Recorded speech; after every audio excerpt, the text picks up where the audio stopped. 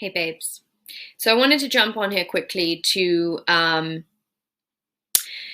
just acknowledge that it's a new year and very quickly the news has returned to its kind of typical 2020 genre of extreme, um, you know, presenting things that kind of really stretch the bounds of what we have believed is possible in the past. And I want to just acknowledge, that when this kind of extremely disruptive and often very triggering news and information comes to us, it's very natural to feel, fear, panic, discouragement, disillusionment, anger. But it's not while those feelings are totally valid and to be expected, we often don't give them the time and space that they need to fully express themselves. And one of the really unfortunate side effects of this this season of intense, extreme, life-altering, global, kind of events is that our creative lives are suffering a great deal. When, all of our energies are spent on just trying to survive, feeding our families, staying relatively well, we tend to put things like creative projects or creative practice on the back burner. And I really want to encourage you, if that is something that you've been doing, and I totally understand, but I want to encourage you and give you some tools that will help you to integrate a creative practice into this process of being a human in the 2020s, rather than you feeling more and more divorced and further from your creative practice because of the state of the world right now. So it's a 7-point list, step by step, a way to integrate and move through the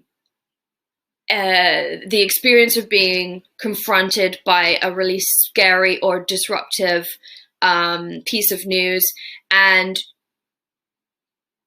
to work through it in a way that is both healing and affirmative to you, and also incorporates your creative practice.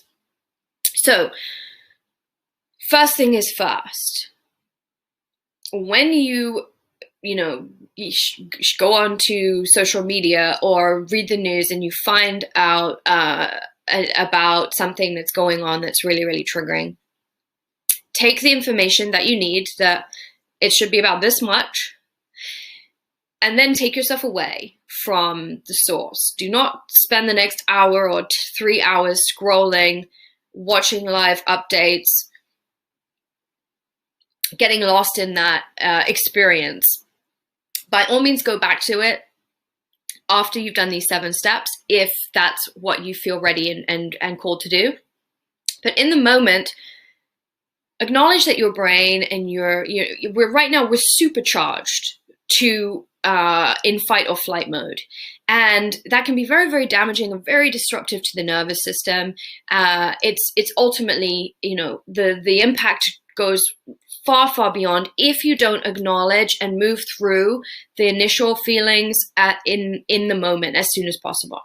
So step 1 is to feel these feelings, okay? You've taken the information, you've taken yourself away from the scroll, you're going to feel your feelings, and you're not going to feel them up here, you're going to feel them in the body. So ask yourself these questions. What am I feeling? What emotion am I feeling? Where is it? Where am I feeling that emotion? Is it in my chest? Is it in my stomach? Is it in my throat? Acknowledge those feelings, feel those feelings, let them come. Don't try to push them down. Don't try to push them away. Don't try to I don't want to feel that. By doing that, you're just storing it up. You're just putting it someplace in your body for it to cause havoc for you later, or to just keep building like sediment until you can barely breathe. So we want to move through this feeling. We want to let this emotion be felt to the fullest. So if that means crying for 30 minutes till you feel like you're completely empty, do it. Let it come, embrace it, feel it. As an artist, as a creative soul, you owe it to yourself to allow yourself to experience the full spectrum of human feeling and human emotion. And sometimes that's just going to be at an inconvenient time. But I think what we're learning right now is that there's, in our productive society, there's never a convenient time. And that means that we inevitably, and our well-being gets pushed to the side because it's less important than, getting the to-do list done, making sure that everyone feels totally, pandered to on by email, whatever it is. So you felt it all. You're probably feeling a bit emotionally drained, but that's okay. Number 2, write it out.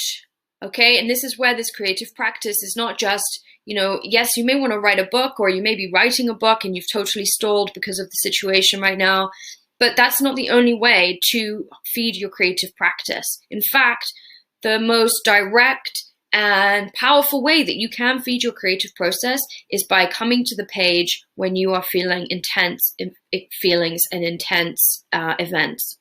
So write through it. Write through your feelings, your thoughts, your concerns, the complexities of the issue. There's no better place to explore how you feel about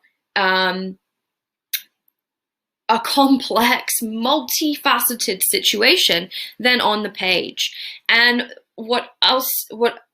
so whilst this writing process here is helping you to kind of integrate, process, and digest what's going on for you, it's also providing you in the future with invaluable material as to how it felt to live in this historic moment live. So, step 1, feel it all. Step 2, write it out. Step 3, feel it again. Writing brings up other emotions, whether it be anger or, maybe it's bringing up a memory, maybe it's bringing up a past experience. I want you to let that pass through you too. Let those feelings, whatever they are, when you come to the end of writing, and it may be hopefulness, because often when we write through our fears and our concerns, we find some perspective. We find greater centeredness because we've communicated directly with ourselves in a way that feels positive. Creating something is always hopeful. So that third point, let yourself feel again and move. This time when you're feeling, move, whether it be just shaking it out, letting that go. You're taking in the information, the lessons that you need from this event, and you're letting go of the toxic bullshit that is going to stop you from feeling empowered, that is going to dim your light, because we don't fucking need that. There's just the toxic yahoos cannot win this fight. There's absolutely no way. We're not going to allow it.